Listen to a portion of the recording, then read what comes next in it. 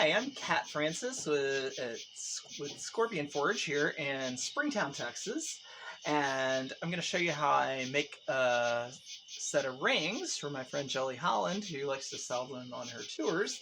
And we're working with brass. This is a 3/16, 3-foot long brass rod that I got from my tractor supply down the street from where I live, and it is it was like $12. So this is kind of expensive, but it works to make gold rings with. I can also make them with copper, and copper is a little bit easier to work with because it's softer metal, and you can hot work it. Brass you cannot hot work it. Hot working meaning hammering it while the metal is hot. With brass, we have to anneal it, quench it, make it cold again, and then cold work it. And I do that with an anvil, my anvil over here, which you can't see, but you will see when I do that in the next section. And my big-ass hammer that I got that for my birthday a couple of years ago. It's I think that it is a 2.5-pound DeWalt blacksmith hammer, and I got a big it's just came from Harbor Freight, huge ass anvil over here. I think it's like a 65-pound anvil that I use. It's not perfect, but it gets the job done for what I do, because I don't do a lot of heavy iron work. I mostly just work with copper and softer metals, so it's fine. I have my forge here that I built myself. It works with a gas, one of these thingies. They're usually used for, like, burning weeds along fences and things. Well, this gas wand, this propane gas wand, and it's hooked up to just a regular, like patio style propane tank over here, just like you have on your propane grill. And so I turn that on, light this up, control it with the trigger, and inside there is where it gets really, really hot. So what I'm going to do is, first of all, it doesn't matter, it has this little flag on it. I'll burn that right off of it, because this is 3 feet long and my forge is only about 18 inches long, but it has a hole out the back. What I can do, I can heat and anneal one end of it and then quench it in my bucket over here, and then just turn it around and do the same thing to the other side. I've got big gloves here. I've also got these tongs and stuff that if I want to use those, but for smaller work I have to use tongs, but for something this long I can just use a glove on the opposite end of it and it should be fine. So I'm gonna set it in the forge and fire her up for you, so you get to see what I'm talking about. Turn the gas on and get my lighter. And you got to be really gentle with the trigger. So I can get my lighter. Just barely light it like that. Whoa! But see, if I blast it too much, it overblows the.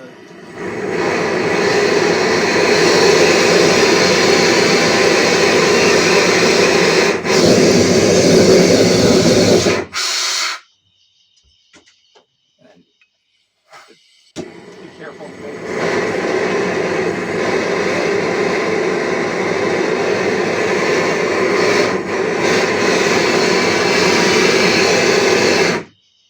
And when it starts to bend over like that, it's hot enough. But I got to do a little more work on it. First of all, what I'm going to do is I'm going to bend it back into shape a little, and then I'm going to quench it, and then I'm going to try to get the middle section before I turn around and do the other end of it. I thought it would take longer than that, but yeah, it doesn't really take very long.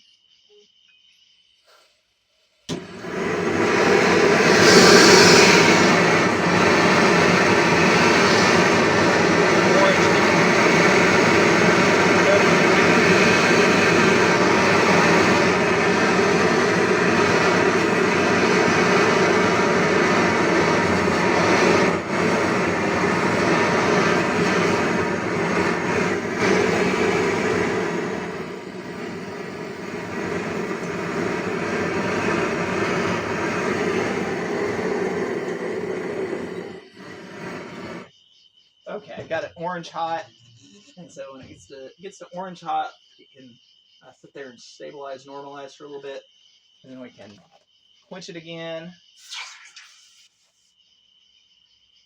And it doesn't matter. If I really wanted to, I could bend it in half and do it in here, but I'm trying to avoid doing that.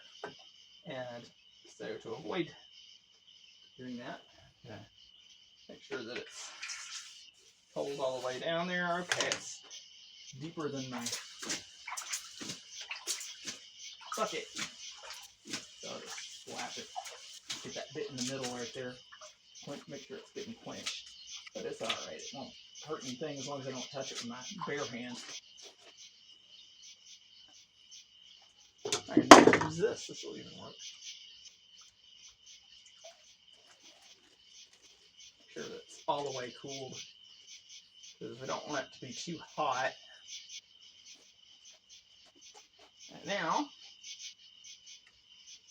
stick the other end in and make sure she gets annealed. Now I got wasps right here, which I don't know where they're coming from, but they're about to get cooked. Oh, where the fuck are we?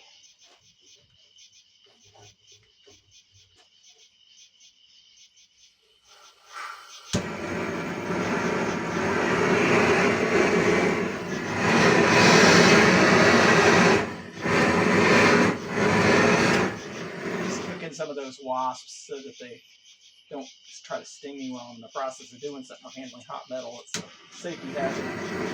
Normally I'd have more respect for living ones, but you know, they're threatening me. This place is more central.